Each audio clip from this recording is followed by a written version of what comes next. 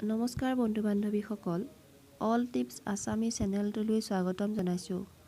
বন্ধু বান্ধৱীসকল, কাইলৈ লক্ষী পূজা। পূজাৰ সঠিক সময় আৰু কেনেদৰে পালন কৰিব লাগে জানেনে বাৰু?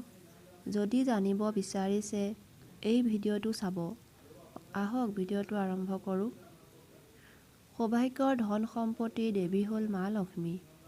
হিন্দু ধৰ্মৰ প্ৰতিজন ঘৰত মা লক্ষ্মী পূজা কৰা হয়। মা লক্ষ্মীৰ পূজা কৰিলে ধন সম্পত্তি বৃদ্ধি আশীৰ্বাদ প্ৰদান কৰে। সেয়েহে সঠিক সময় জনাটো অতি প্ৰয়োজন।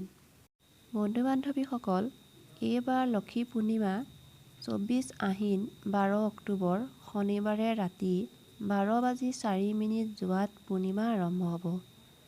পিছদিনা গোটেই দিনটো থাকি অৰ্থাৎ ৰাতি 1:57 লৈকে পূজা কৰিব পাৰিব, অৰ্থাৎ লক্ষী পূজা কৰিব পাৰিব।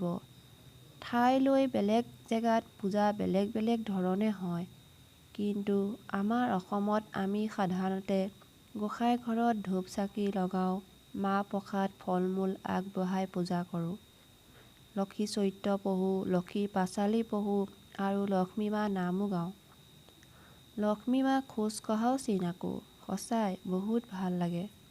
সেইদিনা ঘৰৰ দুৱাৰ চাফা কৰি মা লক্ষ্মীক পূজা কৰিব লাগে।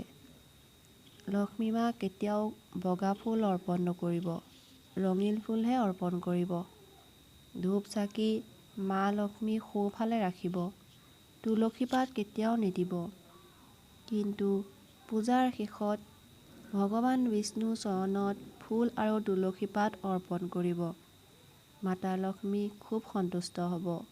ক'লা কাপোৰ ব্যৱহাৰ নকৰিব। লোহাৰৰ বাচনেৰে কেতিয়াও মা লক্ষ্মীক পূজা নকৰিব। সকলো মানি লৈ শুদ্ধ মনে পূজা কৰি চাওকচোন।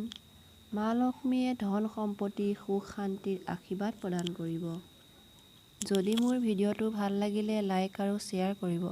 নতুন ভিডিঅ'ৰ ন'টিফিকেশ্যন পাবৰ বাবে মোৰ চেনেলটো ছাবস্ক্ৰাইব কৰিব। ধন্যবাদ।